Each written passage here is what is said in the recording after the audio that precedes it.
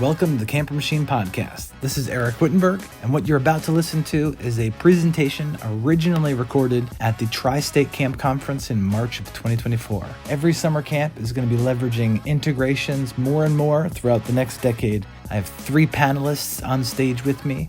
This sampling of camps and examples of how they use integrations should be helpful to you. Feel free to contact us if you have any questions at campermachine.com. My name is Eric Wittenberg. This is kind of a collection of friend-client people that I know are awesome at this thing. And this started by me submitting a session in like October without telling these people. And then asking if they wanted in to be in, because I knew they would be likely be good for it. So the plan is to walk through integrations and a couple of examples of how they let the work flow. We're going to have 3 case studies from Pierce, Robinhood, and Ramaquoy. And I actually bought the domain techtator.com because I think it's going to be increasingly popular. Every camp has what I affectionately call a techtator, someone that's in charge of the tech and basically controls what other people can and cannot do. I think that's probably you all, which is why you're here. Or if it's not, something you need to think about as you're listening to what these people say is, who is that person for me? Do I have to hire, outsource, or learn one of those people? And then this came up from our Zoom call to kind of prepare for this, but we're going to create a camp tech club, kind of like the AV club, but a lot cooler, if it's possible. So later on, you'll have a chance to kind of sign up. A couple of quick notices about what this is and isn't. I have like a real chip in my shoulder about maybe being perceived as like a commerce session. This is not that. I am a vendor. I do help people with this stuff, but this is all about what they're doing and how you could learn to do it or something like it in the future. What we're kind of doing is creating the future by hopefully corralling the hive mind. So the best way to predict the future is to create it. So I'm a big believer in that. And these people have done that. I want you to keep your eyes peeled for simplicity. A lot of the integrations world and tech world gets very complex because people go a little extra. So keep your eyes peeled for that.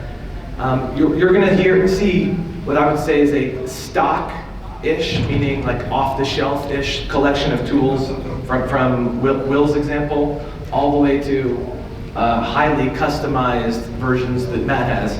And this is on purpose. We've chosen a variety of different types of solutions and problems to solve.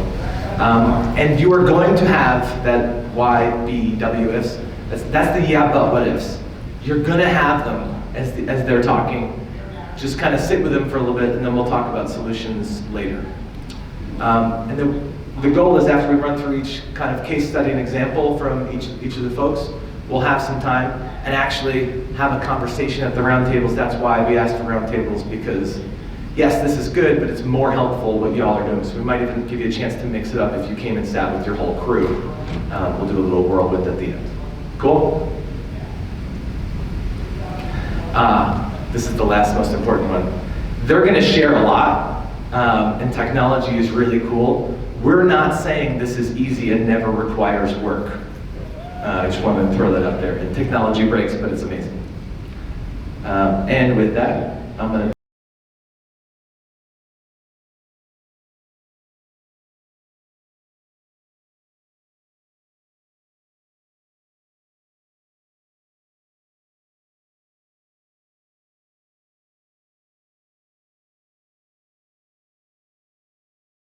our transportation. So there's a long history. I'll give you the brief end of it. We own our own bus company, which is a little unique. So we really end up dealing with every aspect of routing. We don't just hand lists off to a bus company, as some other camps do. Some people also do it in-house like us. But my father used to be the transportation director at our day camp, and he would always come home talking about the nightmares of putting the pins on the corkboard, and everything would be good, and he'd be sitting at his desk, and then he'd just hear that noise of rubber bands snapping, and knowing that he lost hours of his life. So that's where we used to be until probably about the mid-1990s. And then my dad moved up to Vancouver Sleepaway Camp, His cousin took over, and his cousin's brother-in-law happened to be a computer programmer, and that was the first time we ever dabbled in the world of integration. This is for those of you that go back to a program called EasyCamp, which if you can imagine something integrating with EasyCamp, you might think it is actually impossible, but my uncle's brother-in-law is actually a very good computer programmer, and that was kind of in the old days the only way you could get someone to do something like that. He built a database in Microsoft Access, and we were pushing information back and forth. The way he used to go back then, he used to take him out for a steak dinner, have a few drinks, they come back to the office, and he would manually do it, like once every 2 weeks for him between May and June, and that was the deal. So when that was handed off to me, I said, okay, this is probably not a sustainable model.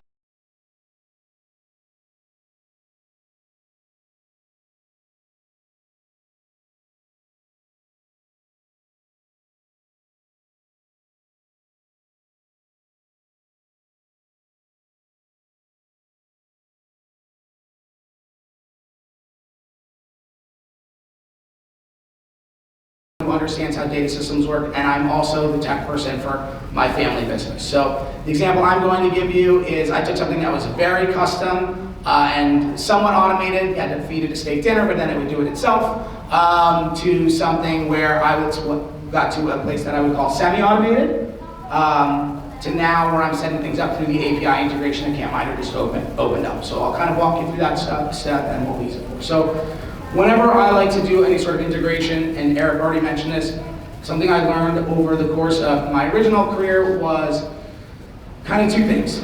The computer never just does it for you. I think that's always the dream, right? People think, okay, I'm just going to set it up and the computer's going to do the work. It's going to be work. It's about what time of year you want to be doing that work and setting up the system. That's a lot of work. And setting up the system, that's a lot of work. And then it can make the lift way lighter when you need it to be. But it's always going to be a lot of work, especially when you set something up where you build a new software integration. Correct. And so it's also never going to go exactly the way you think it's going to go when you do the integration. So like, expect to have hurdles, expect to have issues, and how that works. So what I basically started doing was taking my information from CampMinder and putting it into a third-party bus routing software. I was using this, doing this through Microsoft Excel CSV files originally. So the joke was now I'm using an API. Before that it was a WIL API.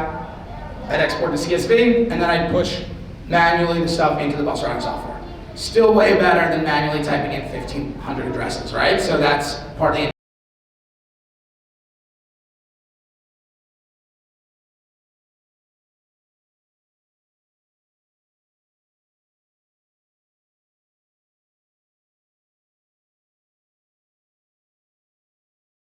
pushing stuff back and forth via CSV file to now each night it's going to run, put my information in, and then we'll push that information out. So we'll take all my addresses and things like that. Our solution is going to be pretty stock. We're in the middle of testing it now, of course. I'm working out the bugs. Like 98% of the data is coming over great. Yeah, like so we actually haven't pushed data back in yet. Right, so we're still in the process. The data's getting in there, the kids are on the map, we've done all that. There's a few little kinks working out, like when someone changes an address, making sure that the system picks that up and automatically overwrites it. Or if a child was riding the bus, and now we say, okay, now they're not riding the bus, when I change that option in CampMinder, making sure that it then pulls them off the bus. So we're in that process now. But I've done this once, actually twice before, with 2 different softwares and 2 different bus routing softwares, and we've gotten it done. But I'm doing that, I started that in January. Because I knew if I didn't start in January, we're not going to be ready for camp. And now it's early March, and I would expect in the next week or 2, we'll have this done. Can you just explain for a second the movement of like primary address pickup? Sure. So if you want, Eric wants me to get a little more into the details. So yeah, so I will. So basically, the way I think of software integration between systems is, especially unless you're a programmer at the level that you need to understand it as camp director, you think of it like making a map, right? Data lives in certain fields, so let's say in CampMinder it's primary childhood address 1, and you need to figure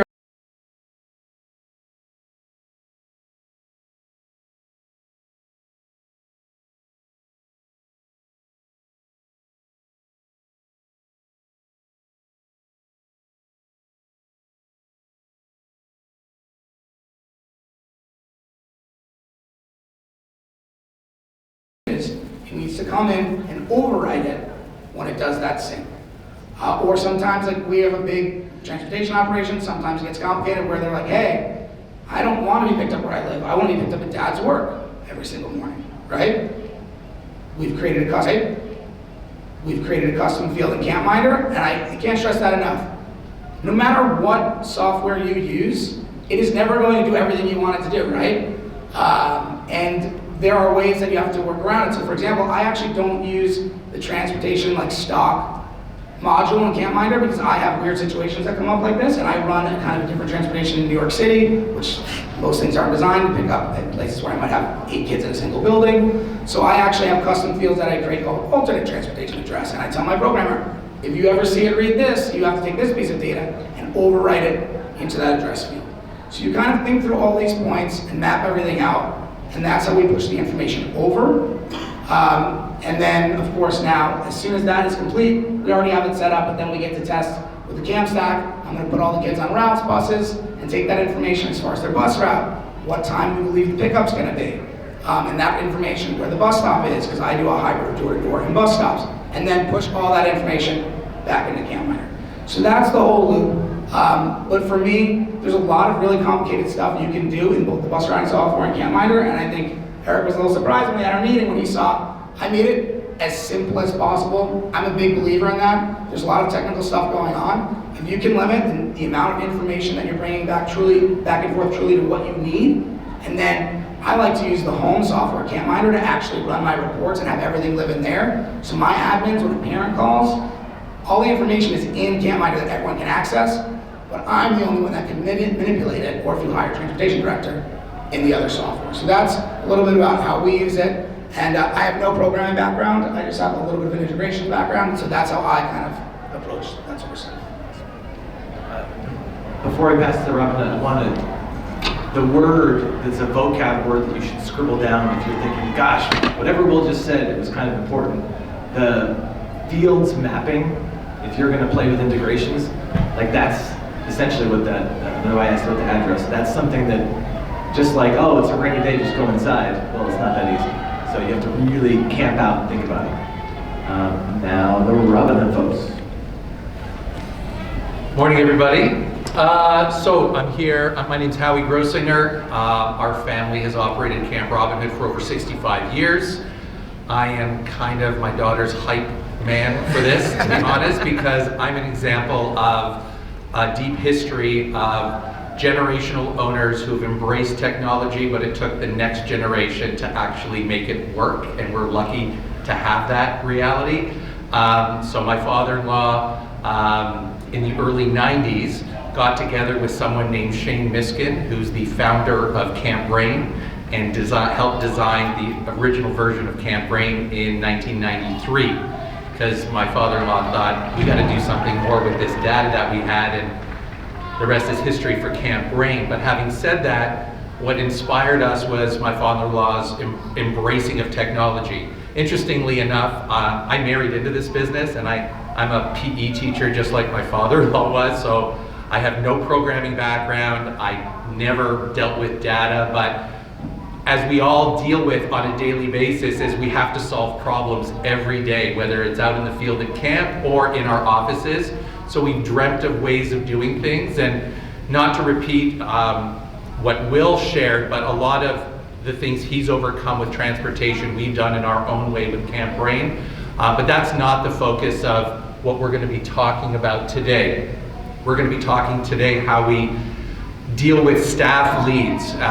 For many of us in the day camp world, there's a significant number of new staff we bring in every year. We have a healthy number of returning staff, but how we can capture and engage and take staff leads and hopefully get them into the interview process has been a big part of what we've been doing recently with some of the work we do with Eric. And it's allowed Jordana, who's a third generation camp director now, as she's come into the business, to kind of help us solve a problem of which she's kind of spearheaded. So with that hype, I am going to pass it over to my daughter, Jordana. Thank you. Hi everybody, I'm Jordana. So I also have no programming background. I'm a speech therapist, and and have always loved camp and got into that. But in looking at the problems that we were facing, it really opened my eyes to how we can use technology and how we can harness the data that we have at camp to get more staff. So our focus is on how we harness our staff leads and turn them into applicants and get them through the process. And so it's been really interesting kind of navigating that and going on that journey, but it's allowed us to have a really big kind of bird's eye view into seeing that whole process. And I think that's the most important takeaway that we've learned, is to seeing how all of, what is the staff journey, first of all, and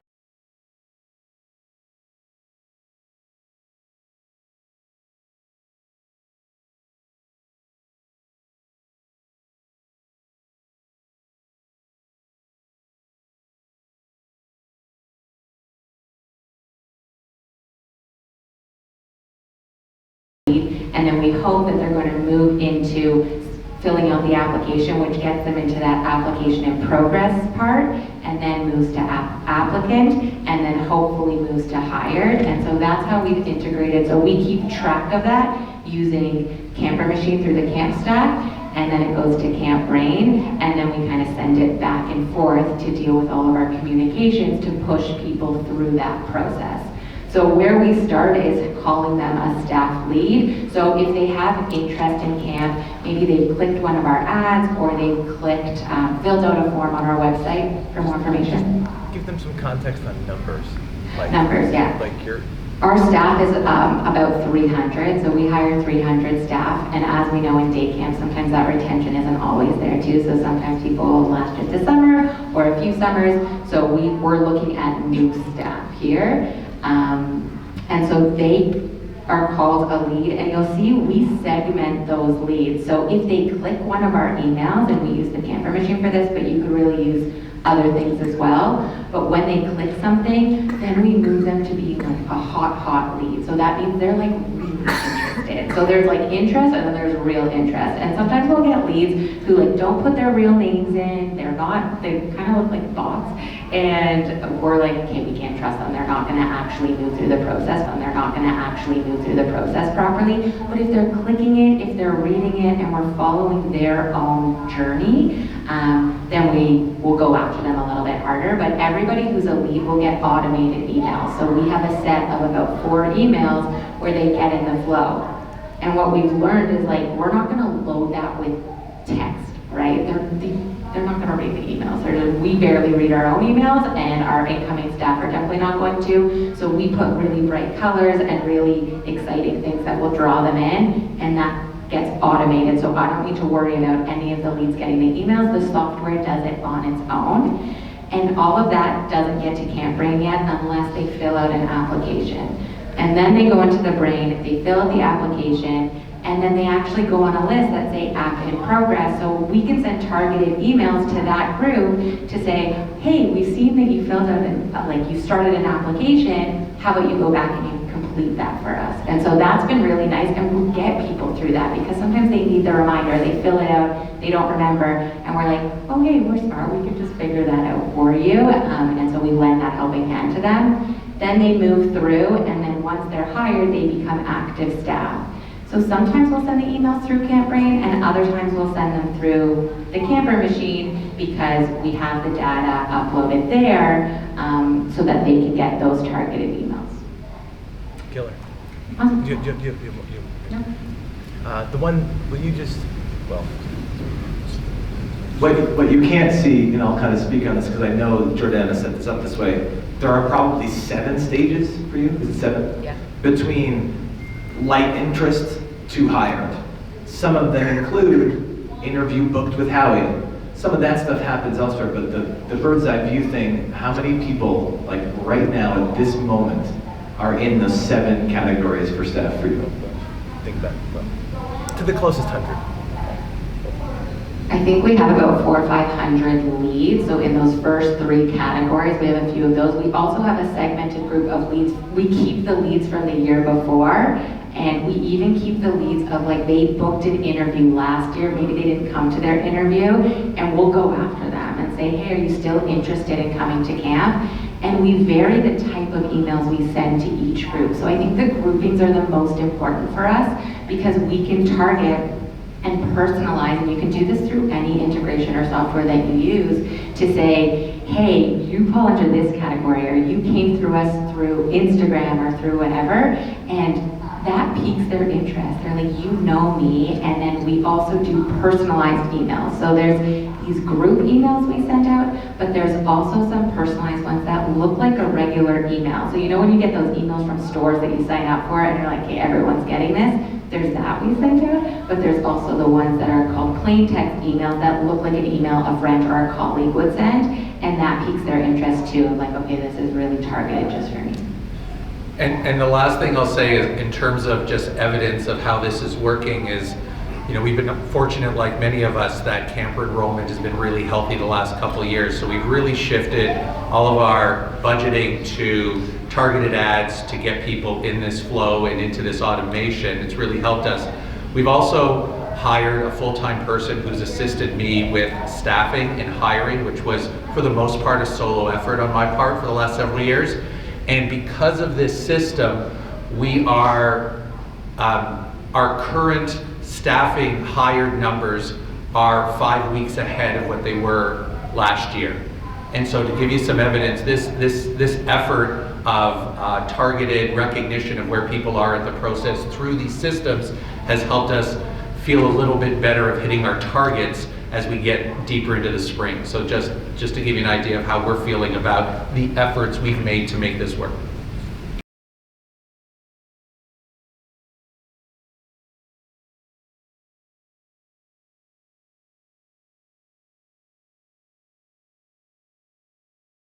About 30 miles we draw from the tri-state area. We have over 550 staff at any given time at our camp during the summer. So one of the big challenges for us is communication with our staff. So what I'm going to show you is how we solve the real world problem. So the example that I'm going to give is last summer in the Northeast, I think it was July 11th, there was a major storm. I don't know if you guys remember this. It was on a Sunday night. We came into camp on Monday, and about a quarter of our camp was underwater. So we had to shut down about 18 different activity areas. So when that happens, it generally falls to me to reprogram or reroute all the groups that go to those activities. So it's very, it takes a lot of time and effort to think about where those groups are going to go. But the real challenge is getting the information out to the staff. Otherwise, you have staff taking their campers to the wrong areas. So when we shut down these 18 areas, as Eric put on the slide, I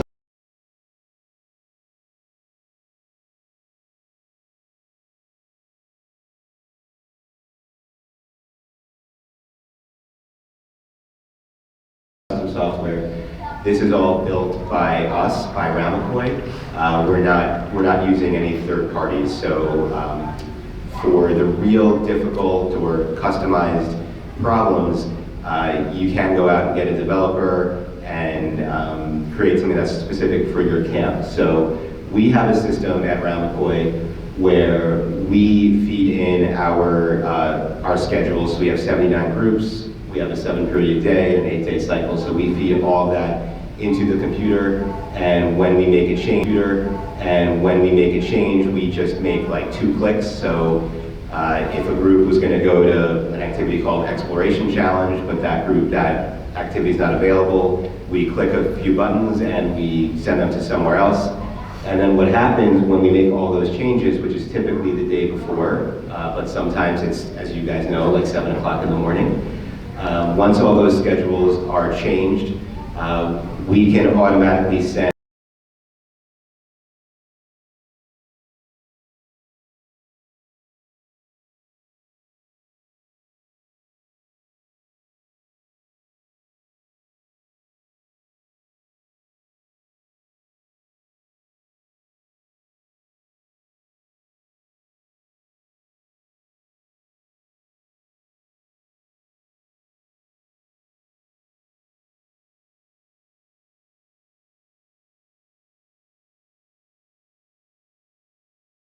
if I remember correctly. So I think that the takeaway here is that communicating with your staff is something that's really difficult as you get to be bigger and bigger as a camp. And when you have a real world problem, sometimes the best thing to do is to have a fully customized solution. So I think Will started off by saying, you know, you're never going to get it 100%, you're going to get it about 98%. With customized software, you can potentially get it to 100%. You're still likely not going to, but you can get it pretty close when you make it yourself. And it's, you know, this software will not work for any other camp, but it works perfectly for our camp. Just a couple notes on the way Matt does this. And this is why I added the simple is sophisticated, because both Will's solution, you know, all the stops and people for your everyday thing, there's like, it's 3 fields. I was like floored, and the developer, Carl, my partner in the campsite, was like, it's like pretty easy. So I was like, okay. But even Matt has the ability to being gracious with everybody, speaking our normal level. He has the ability to do a lot more sophisticated stuff. But when I saw this mobile ready, simple, easy to flip into contrast for dark mode, like, I was like, oh my gosh, you don't have anybody running around scrambling, printing out 4 different copies to staple them on a board by time slot and group on a rainy day change. Like that, so that was the solution solves the problem that you would never think is necessarily an integration problem. So I thought it was super cool. Any question? Yeah, Matt, you see about 35% as far as staff subscribing with the tax. We have a similar issue. You have to get them to opt in, and we'd love to put in their staff contract, but Camp Miner's not going for that. So 2 questions, I guess. You do this ever in camp? Because a lot of us want those cell phones out. Is it only happening out of camp hours? And how do you handle 65%? Yeah, so we don't do this during camp hours. It's just a philosophical choice that we don't do. We don't want our staff using their phones, or even supervisors using their phones or tablets. We could do so many, we talk about this all the time, we can do so many cool things if we did allow tablets and all that, but that's just a philosophical choice. So this is all outside of camp hours.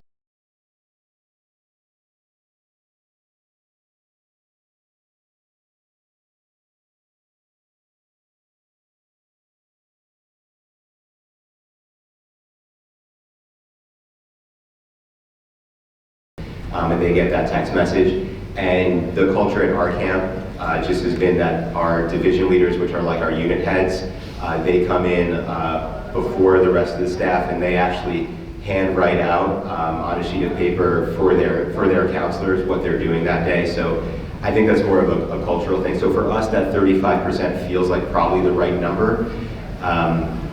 Because we don't need our lifeguards opting in, our kitchen staff, our maintenance, all those people. Just most of our specialty heads do opt in.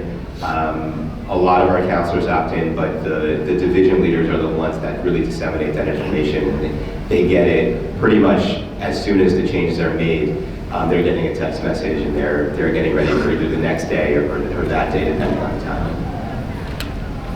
Any other questions before we embark upon?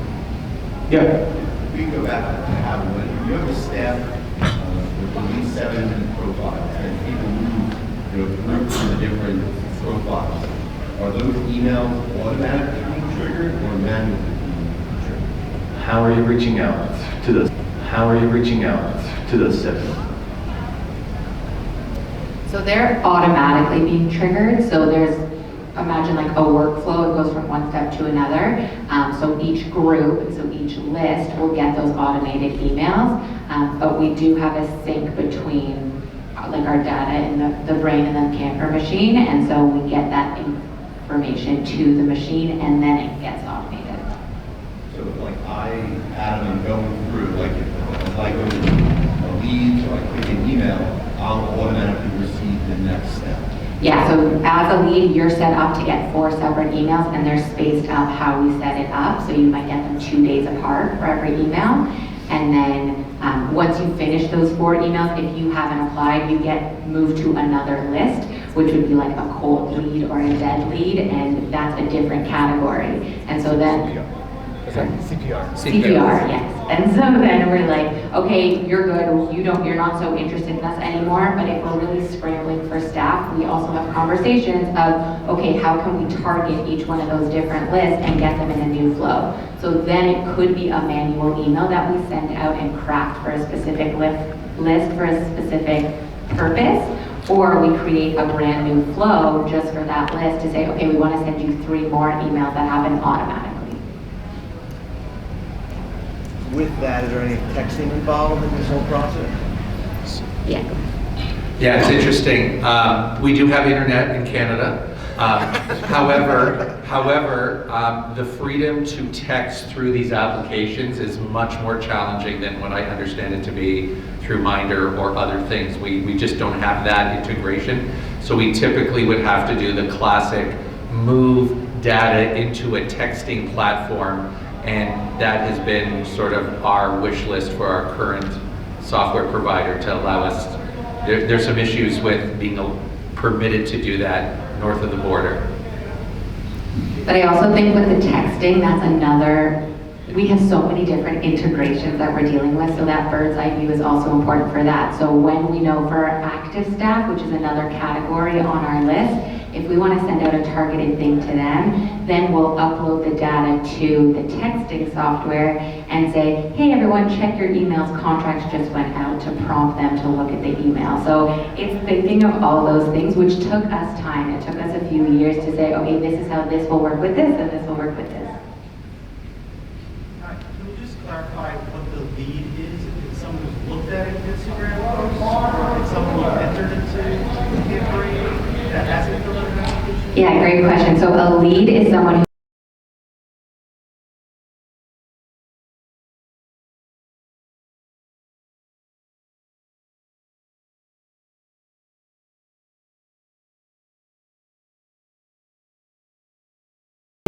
they fill it out and they go automatically. So that's integrated with Camper Machine that houses those lists, so they get automatically put on that list. On our website, we also have, are you interested in working at camp or learning more? Are you interested in working at camp or learning more? And then they fill out the form. So when someone fills out the form, they get put on a Do you get any metrics on the success rate or any of that? Yeah, we track we call them campaigns. So if we set up a staff recruitment campaign, we can track how many people are putting their information into that campaign and filling out the forms. Any other questions? Any other questions? Any other questions? Cool. So I'm just going to make a plug here. This is their idea. I'm not trying to look for new jobs. I don't know, but I think this could be really cool. So I was like, yeah, sure, let's do it. This just takes you to a Camper Machine form to sign up to just get on the specific list, and I don't know whether we'll have a meetup, a webinar, or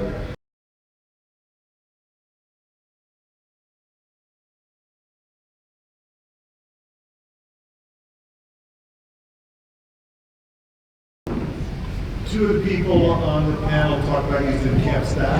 Can you explain to us what that is?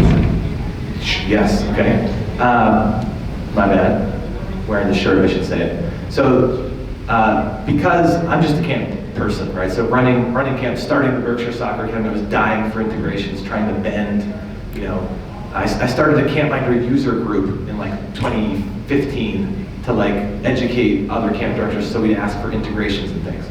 So I kept banging my head as a marketer and a camp director against not having integrations. So with the advent of APIs, CampMinder's not the only one. Campsite has an API.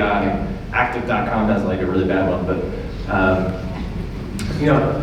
Minder has probably the most robust API for sure. Brain is thinking about getting there, but so because I bumped up against all these integrations issues, I went out and I found a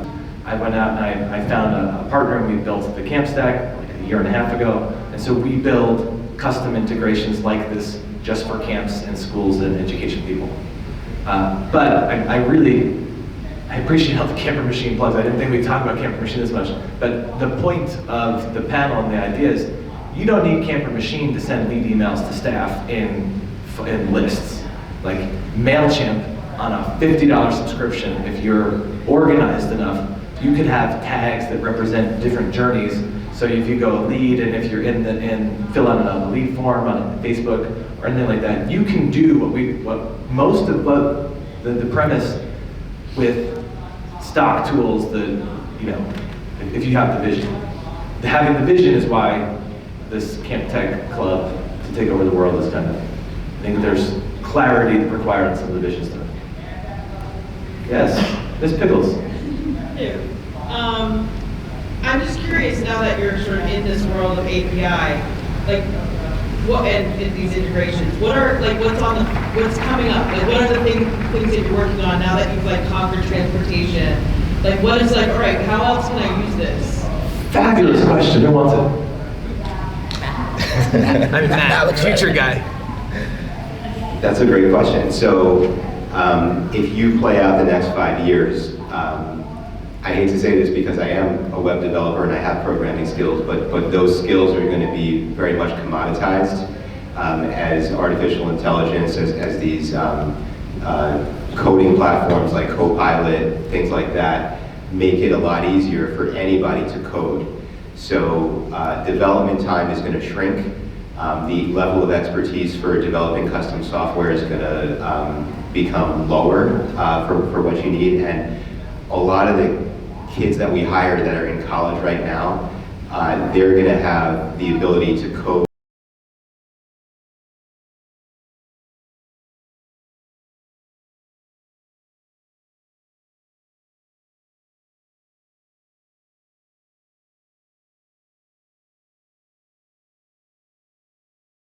What's on the horizon is that artificial intelligence is going to change the way that software is developed, and the customized software is not going to be this pie in the sky dream. It's going to come down to cost, it's going to come down to time. So what's really going to be important is the imagination, the ability to think about what is the problem that I'm trying to solve and what's the best way to solve it. And if you can do that, in 5 years, chances are that you can find someone that can code that for you a lot faster than they can code it today.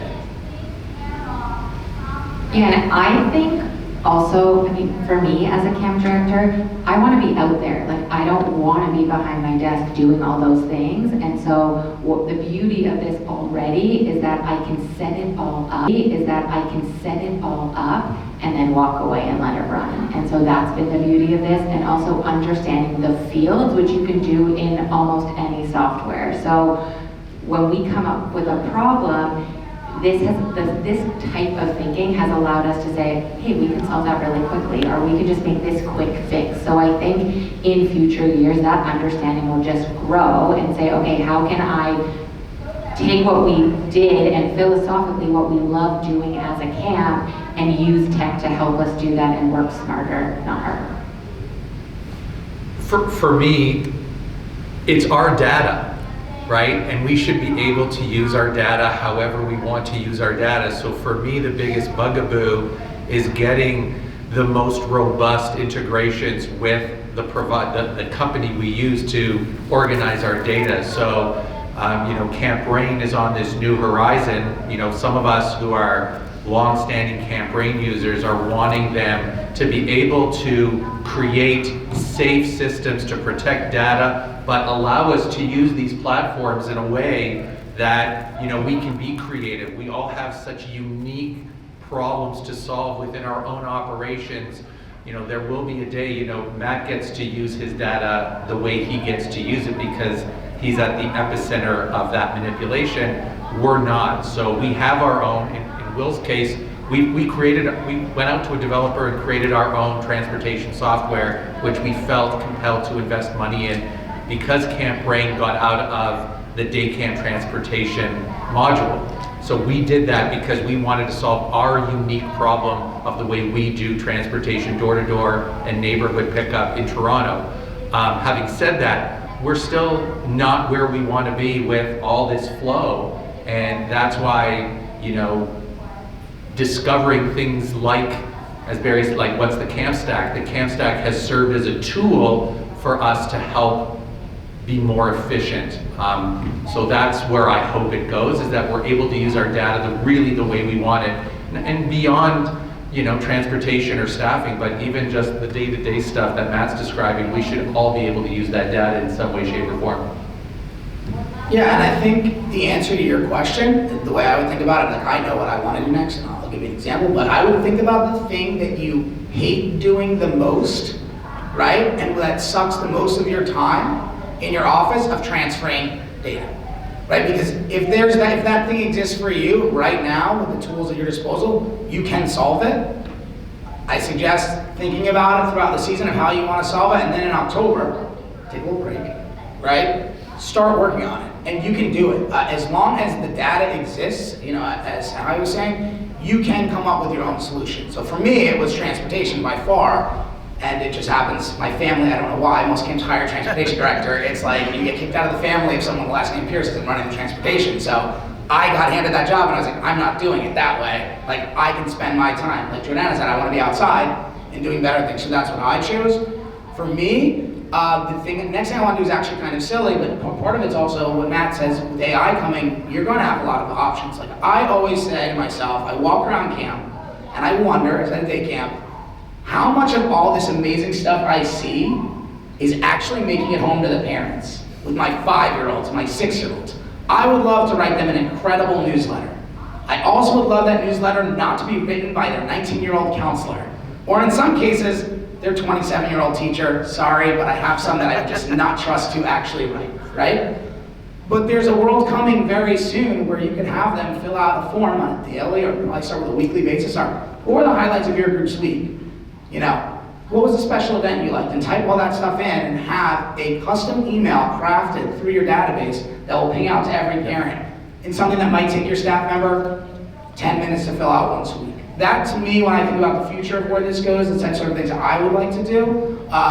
That's where my kind of head goes with this next. Like, that's a problem that exists when I walk around camp, and I say there's probably ways in the very, very near future to solve that, and that's kind of an example of what Matt was talking about. So for me, I would like to ramp up good, organic, customized communication to make sure, like, we get credit for the amazing stuff we do at camp. Like, your kid touched chinchilla today. You might never find out about that at day camp, right? So I call that Picasso in the closet problem. Camp people are so great at creating these like masterpieces, but then oftentimes it's like, well, 4-year-old, great, good luck telling that story to mom, and it just doesn't happen. So this is a bit of a sidebar. At Berkshire Soccer Academy, we had to communicate to parents how their kids, their daughters, improved at soccer, and get them feedback from coaches that are only there with the girls for 4 or 5 days. And so this doesn't even include the camp stack, doesn't include anything, it's just a stock integration. We set up a Google form with validated comments for, let's just say, fields, or field play, kicking, it's just kicking strength. There's only 5 things you could say if you're a coach. So you're just choosing, so a coach that actually experienced the kid is gonna choose which one's applicable. So they do that 6 or 7 times in a couple different categories. That data gets sent to FormStack, which is just a public website. You should buy and connect it. That connected to a PDF generator that generates a URL, and we send that URL to the parents. If you care and can imagine a simple-ish solution, you can do a lot of these things. Like Will's saying, if you think about it, probably in the off season, it's probably the worst time to tell you this right now, because you're like, great, I gotta put my head down. But put something in the calendar for the fall to think about it is really the point. And so the only other thing I want to add is that Matt's comment about coding, you needed to be a developer, the wave of STEM and STEAM junk that's been like pushed on kids, there's another wave behind it, which is really going to suit camps, because everything is a commodity except relationships, and we are the source of relationship training, like camps. So if you're not talking, this is like free marketing in fact, but like, if you're not talking about that, you should. I want to swirl. So we have like 10 minutes left, 13 minutes left. Everybody up here has some exposure and imagination, and I kind of just want to engage in a conversation around a couple of topics. You don't have to focus on these topics. We got 10 minutes. Engage with like, what could you do? What do you dream of connecting? Or if you don't know, just that's fine. What should you be asking from your registration database? Because that's where a lot of data is stored and integrations are made. And this third question here is from Matt's brain. What are you missing that you could co-customize? There might be some teaming up amongst day camps that are on Camp Brain and need a custom transportation tool that Howie has already built. And then another plug for the Camp Demo. Cool. So we'll take 10 minutes. We'll come down and just have a chat. And that was Integrations at Camp. Today's presentation was sponsored by The Camp Stack. Be sure to check out thecampstack.com to see how you can connect your registration tool like CampMinder or Camp Brain to other pieces of software to make running camp as simple and effective as possible.